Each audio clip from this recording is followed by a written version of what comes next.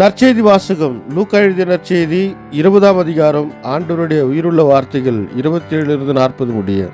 உயிர்த்தெழுதலை மறுக்கும் சில சதுசேயர் இயேசுவை அணுகி, போதகரே, மனமான ஒருவர் மகப்பேறின்றி இறந்து போனால் அவர் மனைவியை கொழுந்தனே மனைவியாக ஏற்றுக்கொண்டு தம் சகோதரருக்கு வழிமரபு உருவாக்க வேண்டும் என்று மோசே எழுதி வைத்துள்ளார்.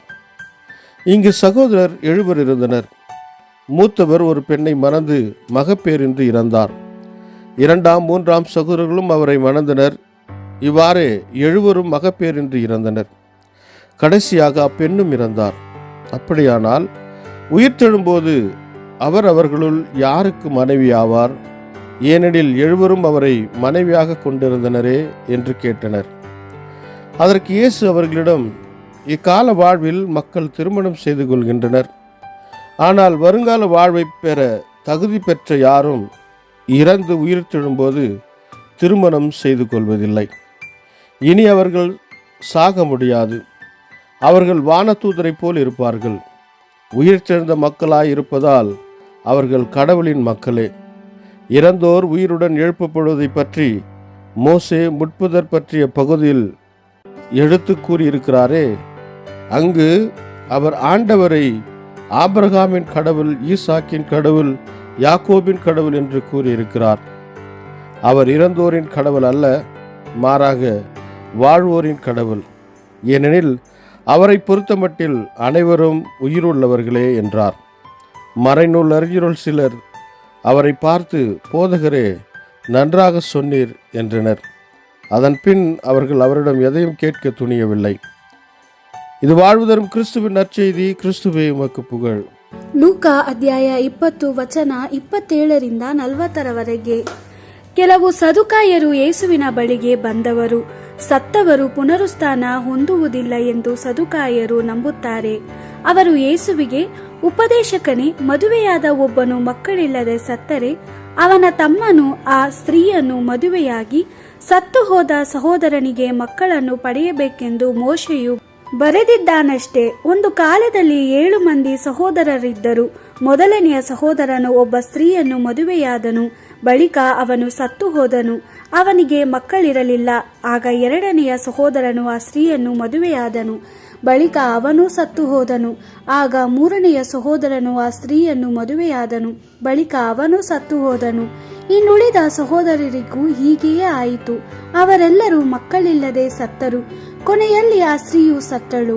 ಆದರೆ ಆ 7 ಮಂದಿ ಸಹೋದರರು ಆಕೆಯನ್ನು ಮದುವೆಯಾಗಿದ್ದರು. ಹೀಗಿರಲಾಗಿ ಸತ್ತವರು ಪುನರುತ್ಥಾನ ಹೊಂದುವಾಗ ಆ ಸ್ತ್ರೀಯು ಯಾರ ಹೆಂಡತಿಯಾಗಿರುವಳು ಎಂದು ಕೇಳಿದರು.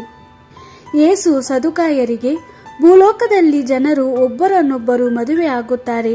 ಪುನರುತ್ಥಾನಕ್ಕೆ ಯೋಗ್ಯರಾದ ಕೆಲವು ಜನರು ಜೀವಂತವಾಗಿ ಎದ್ದು ಬಂದು ಮತ್ತೆ ಜೀವಿಸುತ್ತಾರೆ. ಆ ಹೊಸ ಜೀವನದಲ್ಲಿ ಅವರು ಮದುವೆ ಆಗುವುದಿಲ್ಲ. ಆ ಜೀವನದಲ್ಲಿ ಅವರು ದೇವದೂತರಂತಿರುವರು. ಅವರಿಗೆ ಮರಣವೂ ಇರುವುದಿಲ್ಲ. ಅವರು ದೇವರ ಮಕ್ಕಳಂತಿರುತ್ತಾರೆ, ಏಕೆಂದರೆ ಅವರು ಪುನರುತ್ಥಾನ ಹೊಂದಿದವರಾಗಿದ್ದಾರೆ. ಸತ್ತವರು ಪುನರುತ್ಥಾನ ಹೊಂದುವುದನ್ನು ಮೋಶೆಯು ಸ್ಪಷ್ಟವಾಗಿ ತೋರಿಸಿದ್ದಾನೆ. ಉರಿಯುವ ಪೊದೆಯ ಕುರಿತು ಮೋಶೆ ಬರೆಯುವಾಗ, ಪ್ರಭುವಾದ ದೇವರೇ ಅಬ್ರಹಾಮನ ದೇವರು, ಈಸಾಕನ ದೇವರು ಮತ್ತು ಯಾಕೋಬನ ದೇವರು ಎಂದು ಹೇಳಿದ್ದಾನೆ. ದೇವರು ಅವರೆಲ್ಲರಿಗೆ ದೇವರಾಗಿರುವುದರಿಂದ ಅವರೆಲ್ಲರೂ ನಿಜವಾಗಿಯೂ ಸತ್ತಿಲ್ಲ, ಏಕೆಂದರೆ ದೇವರು ಜೀವಿಸುವ ಜನರಿಗೆ ದೇವರಾಗಿದ್ದಾನೆ. ದೇವರಿಗೆ ಸೇರಿದವರೆಲ್ಲರೂ ಜೀವಂತರಾಗಿದ್ದಾರೆ ಎಂದು ಹೇಳಿದನು. ಧರ್ಮೋಪದೇಶಕರಲ್ಲಿ ಕೆಲವರು, ಬೋಧಕನೇ, ನೀನು ಒಳ್ಳೆಯ ಉತ್ತರವನ್ನು ಕೊಟ್ಟಿರುವೆ ಎಂದು ಹೇಳಿದರು. ಇನ್ನೊಂದು ಪ್ರಶ್ನೆಯನ್ನು ಆತನಿಗೆ ಕೇಳುವುದಕ್ಕೆ ಯಾರಿಗೂ ಧೈರ್ಯವಿರಲಿಲ್ಲ. ದೇವರ ವಾಕ್ಯವಿದು. ದೇವರಿಗೆ ಕೃತಜ್ಞತೆ ಸಲ್ಲಲಿ. Gospel according to Luke chapter 20 verse 27-40. Then some Sadducees arrived. These are the people who claim that there is no resurrection. And so they asked Jesus this question, Master, in the scripture Moses told us, if anyone dies leaving a wife but no children, his brother must take the wife and raise up children for his dead brother. Now there were 7 brothers. The first married a wife, but he died without children, and the second and the third married her. In fact, all 7 did so and died leaving no children. Last of all, the women also died. On the day of the resurrection, whose wife will the women be? For all 7 had married her.